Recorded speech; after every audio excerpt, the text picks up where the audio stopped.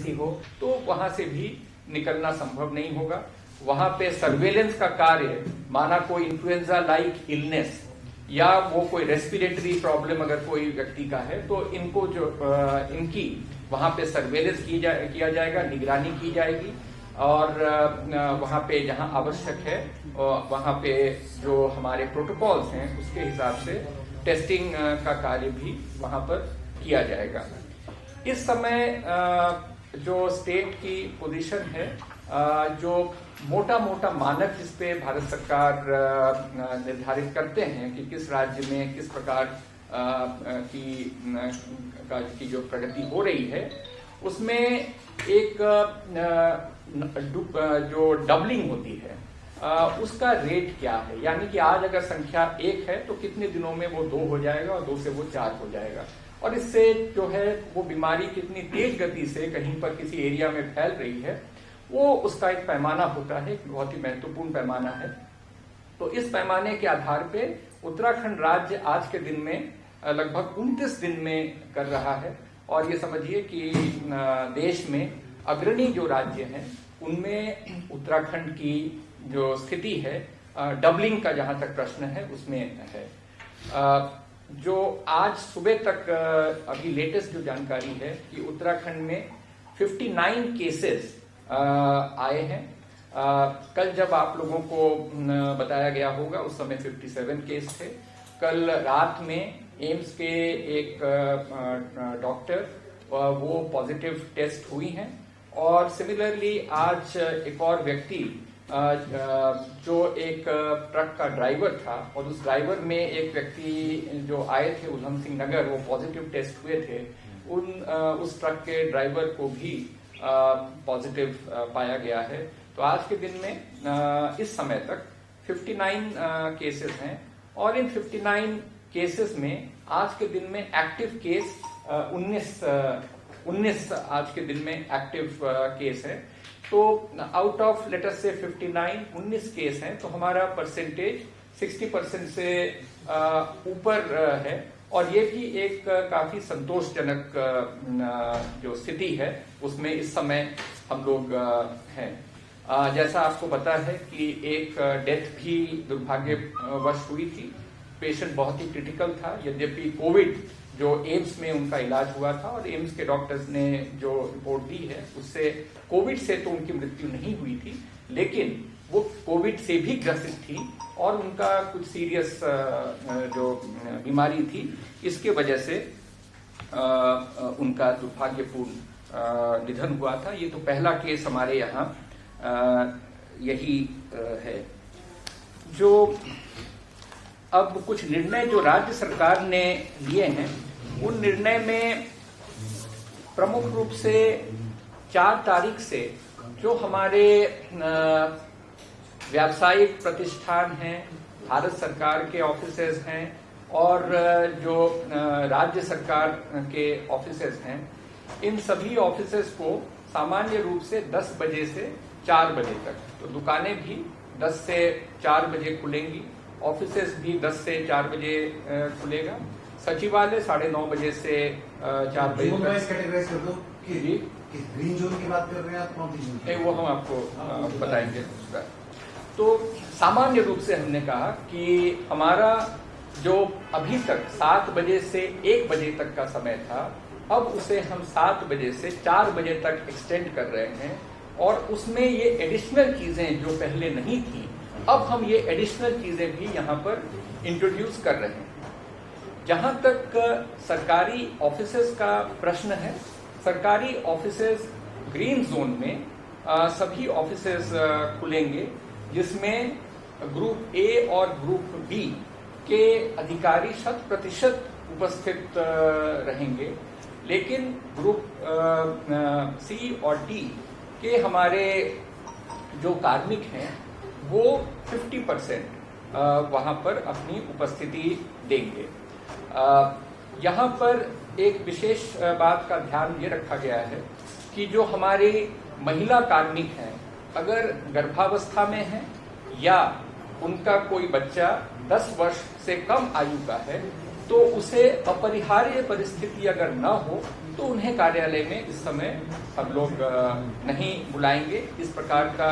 निर्देश दिया गया है। उसी प्रकार अगर कोई कार्मिक हमारे 55 साल से अधिक उम्र के हैं या कोई गंभीर बीमारी से और कोमॉर्बिडिटी की अगर स्थिति है तो ऐसे कार्मिकों को भी अपरिहार्य परिस्थिति ना हो तो उन्हें नहीं बुलाया जाएगा, इस प्रकार का डायरेक्शन दिया गया है। अब जहां तक ग्रीन, जहां तक ऑरेंज और सचिवालय का टाइमिंग बताइए। सचिवालय का 9:30 से 4 बजे तक सभी हमारे जो ऑफिसेज हैं, चाहे वो व्यावसायिक प्रतिष्ठान हो, दुकानें हो इत्यादि, वो सभी 4 बजे बंद हो जाएंगे। सुबह खुलने का टाइम हमने 10 बजे रखा है, लेकिन देखिए बहुत सारी आवश्यक वस्तुओं की दुकानें होती है, दूध है, सब्जियां हैं और चीजें हैं जो कि जल्दी लोग खरीदना चाहते हैं। तो कुल मिलाकर सुबह 10 बजे सामान्यतः मार्केट खुलता है। इस प्रकार की दुकानें पहले भी खुल सकती हैं, लेकिन आउटसाइड 7 बजे से पहले तो कुछ भी नहीं खुल सकता है क्योंकि वो कर्फ्यू टाइम है। तो 4 बजे एक आउटसाइड लिमिट रखा गया है, उसके बाद फिर ये प्रतिष्ठान नहीं चलेंगे। जहां तक दुकानें 10 बजे से खुलेंगी, 7 बजे से खुलेंगी? दुकानें, जैसे हमने कहा कि जो आवश्यक वस्तुओं की दुकानें हैं, जो माना किराना की दुकानें हैं, दूध सब्जियों की दुकानें हैं, जो आपके माना मछली की दुकान है, फल की वो हैं, ये सब पहले खुलते हैं, ये पहले से ही खुलेंगे, लेकिन 4 बजे तक सबको बंद कर पहले 7 बजे जी, पहले 7 बजे से ही खुलेंगे। 7 से पहले कुछ भी संभव नहीं है। ये चीज बड़ा क्लियर रखना पड़ेगा हमें कि 7 बजे से कुछ भी पॉसिबल नहीं है, और हमने यहाँ पे 4 बजे के बाद फिर हम लॉकडाउन कर रहे हैं।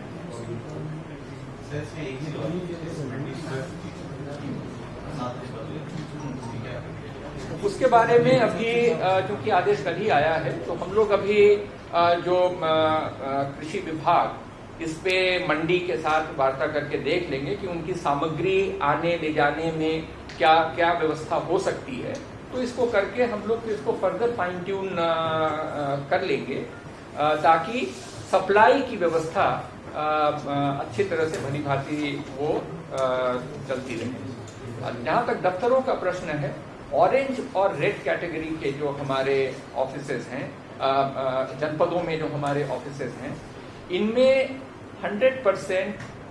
जो फिर वही क्लास 1, क्लास 2 या ग्रुप ए, ग्रुप बी के अधिकारी कर्मचारी अधिकारीगण उसमें उपस्थित होंगे। जहां तक दूसरे संवर्गों का प्रश्न है, चाहे वो ग्रुप 3 हो या 4 हो,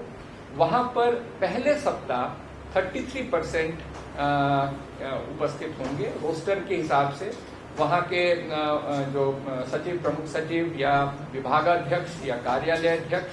वो आपस में रोस्टर तय करेंगे कि कौन से कर्मचारी को किस दिन बुलाना है। लेकिन पहले सप्ताह हम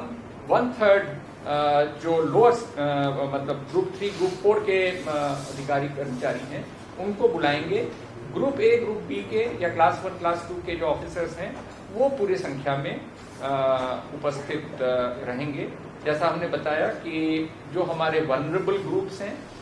उनके लिए हमने जो छूट दी है वो छूट रहेगी, जैसे महिला कार्मिक के लिए या कोई जो थोड़ा सा ज्यादा उम्र के हैं या कोई कोमॉर्बिडिटी से ग्रसित हैं, ऐसे लोगों के लिए ये छूट दी गई है। एक मिनट जरा बता दें। 1 सप्ताह के पश्चात हम स्थिति का रिव्यू करेंगे और रिव्यू करने के बाद अगर स्थिति जो हमें लगती है कि ये उचित है, तो ये 33% जो स्टाफ का हमने किया हुआ है इसको हम बढ़ाकर 50% करेंगे। तो ये दफ्तरों का है कि 4th से दफ्तर खुलेंगे, जिसमें जो क्लास 1, क्लास 2 के ऑफिसर्स ये उपस्थिति देंगे। जहां तक हमारे शैक्षिक संस्थाएं हैं वहां पर वो जो कि बंद है, तो वहां के लिए ये कहा गया है कि सामान्य रूप से वहां पे शिक्षकों को या स्टाफ को नहीं बुलाया जाएगा, लेकिन कोई बहुत आवश्यक कार्य है जिसके लिए अगर किसी को बुलाना अपरिहार्य होता है तो उन्हें वहां से बुलाया जाएगा। थर्डली जो आप लोगों को बताना आवश्यक है कि भारत सरकार ने जो हमारे उत्तराखंड के लोग देश के अन्य भागों में इस समय फंसे हुए हैं, स्ट्रैंडेड हैं, और उसी तरह से हमारे राज्य के विभिन्न जनपदों में